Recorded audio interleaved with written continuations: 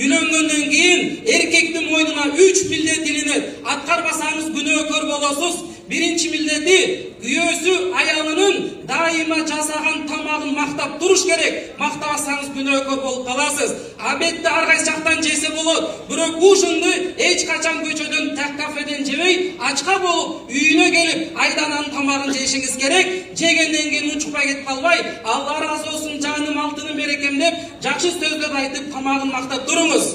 Ушул сөздү бир байкебиз мечиттен угуп алып, үйүнө барып, ушул молдон айткан сөздү аткарып коеюнчу деп, ай кемпир Алла ыраазы болсун, тамагың жакшы болуптур десе, кемпир айткан экен, ай өлүң көрөй сволочь, 25 жылдан бери тамак жасап берем мактабайсың, бүгүн кошунан тамагын алып келсең мактап атасың деген экен.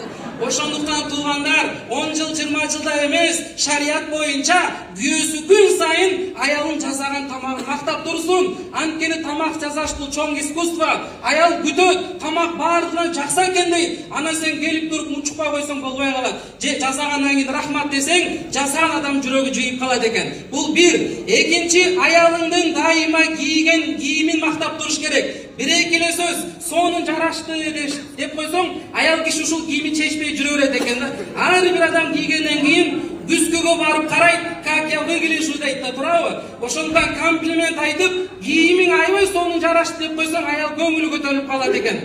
Үчүнчүдөн, аялыңын дайыма сулуулугун мактап турушуң керек. Сулуусуң, чырайлуусуң, жылдыздуусуң деп туруш керек. Шариятыбызда туугандар, алдаган арам болот, күнөө болот. Алдабаш керек, керек болсо кичинекей баланы алдабаш керек. Бирок эки учур бар, ошоду алдасаң күнөөкөр эмессиң, арам эмес. Ошонун бирөөсү кайсыл?